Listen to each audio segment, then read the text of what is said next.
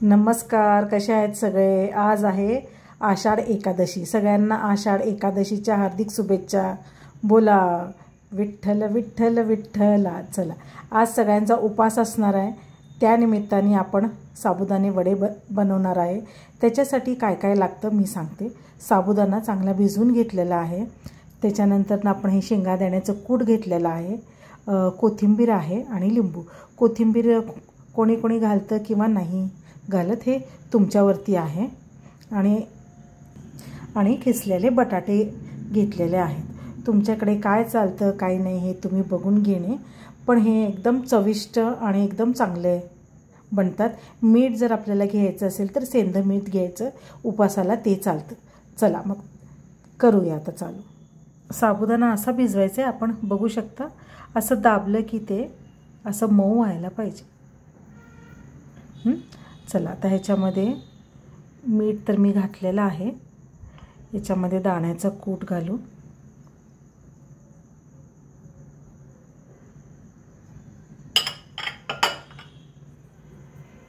त्याच्यानंतर मी बटाटे घेते घालून, बघू शकता बटाटेही आपण घातले। आता घालू कोथिंबीर। लिंबू टोटली ऑप्शनल आहे, मी फक्त दाखवण्यासाठी लिंबू घेतलेला आहे, पण मीही लिंबू घालत नाही, पण एकेकांना चालतो म्हणून मी फक्त दाखवलेलं आहे। आता हे चांगलं मिक्स करून घेणे, चांगलं मिक्स करून घेणे हे फार महत्त्वाचं आहे, कारण म्हणजे एकीकडे मीठ एकीकडे हे राहायला नको, म्हणून चांगलं तुम्ही मळून घेणे हे मी दाखवते आहे। आपण इथे बघू शकता चांगलं मिक्स केलेलं आहे। आता ह्याचे छोटे छोटे आपण वड्या घेऊ करून, जेणेकरून म्हणजे तुमच्या इच्छेनुसार कोणी बॉल्स करतं, कोणी वडी। मी दाखवते वड्याच करणार आहे मी। तुम्ही बघू शकताय खूप जाडही नाही खूप पातळही नाही, एवढे साईज ठीक आहे। जर तुम्हाला ह्याच्यापेक्षा मोठे हवे असतील तर ह्याच्यापेक्षा मोठेही तुम्ही करू शकता। चला, आता मी एक एक घेते आधी करून आणि मग कशात तळायचे मी हेही दाखवते। बघू शकताय आपण असे वडे आपण घेतलेले आहेत करून। बघू शकताय कढईत आपण तेल घेतलेलं आहे, आधी हाय फ्लेमवरती 1 मिनिट ठेवायचं।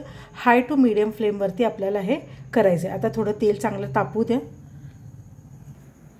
चॅनल आवडत असेल तर प्लीज सबस्क्राईब करा, लाईक करा, कमेंट करायला विसरू नका। बघू शकता तेल थोडं चांगलं तापत आहे। तेल चांगलं तापलं की आपण मीडियम फ्लेमवरती करणे। तुम्हीही मला सांगा की आषाढी एकादशीला तुम्ही काय काय करता हे नक्की मला कळवा। बघू शकताय तेल आपलं चांगलं तापलेलं आहे। आता आपण एकदम आता हे टाईमला जर तेल जर चांगलं तापलं असेल तर तुम्ही सिमवरती पण ठेवू शकता, कमी आचेवरती, पण शक्यतो मीडियम टू हाय फ्लेमवरतीच ठेवा। कारण काय होतं एखाद्या वेळेस आपल्याला वाटतं की कलर आला की झालेला आहे व्यवस्थित, पण असं नाही। जेवढं तुम्ही हाय फ्लेमवरती कराल फक्त वरचं कवर चेंज होईल आणि आत कच्चं राहील, त्याच्यामुळं शक्यतो मीडियम फ्लेमवरती ठेवा तुम्ही। चला, आता आपण एक तळायला घेऊ। आधी आपण देवाचीच करायला घेऊ हे साबुदाणे वडे। देवासाठी खास मी हे आधी तळायला टाकलेले आहेत, हेच आधी आपण घेऊ तळायला। तळताना घातल्या घातल्या अजिबात हलवायचं गरज नाही। जसं जसं व्यवस्थित तळतात ते म्हणजे तळतील ते तसं तसं ते वर येतं, त्याच्यामुळं आता त्याला हलवून डिस्टर्ब करायचं नाही। फक्त जर हवा असेल तर तेल असं वर वर करणे। बघू शकताय आपले वडे अजिबात फुटले नाही आहेत, एक एकदा फुटतात, पण आपले नाही झाले। व्यवस्थित असं केलं तर होत नाही। गोल्डन कलर येऊपर्यंत आपण चांगलं ह्याला तळून घेणे। तोपर्यंत मी तुम्हाला दाखवते की ह्याच्यासोबत जी चटणी खातो ती कशी बनवतात। जसं की तुम्ही बघू शकता दही घेतलेलं आहे मी, दहीमध्ये थोडीशी साखर, थोडंसं जिऱ्याची पूड, बस। तुम्हाला हवा असेल तर ह्याच्यात तुम्ही कोथिंबीरही तुम्ही घालू शकता, पण एवढंच खूप चांगलं चविष्ट लागतं।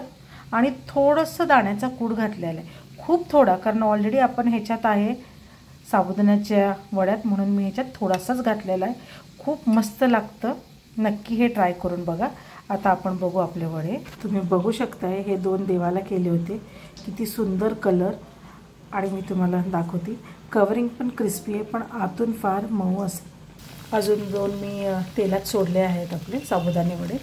जसं होतील मी तुम्हाला दाखवेल. नक्की हे ट्राय करून बघा, खूप मस्त लागेल. ज्यांचा उपवासही नाही त्यांनी पण हे एन्जॉय करते. निवांत तळून घेणे, खूप घाई नको, कारण आपले मग नंतरून वडे चांगले होणार नाहीत. मीडियम टू हाय फ्लेमवरतीच ठेवणे. खूप मस्त, खूप भन्नाट लागतात हे.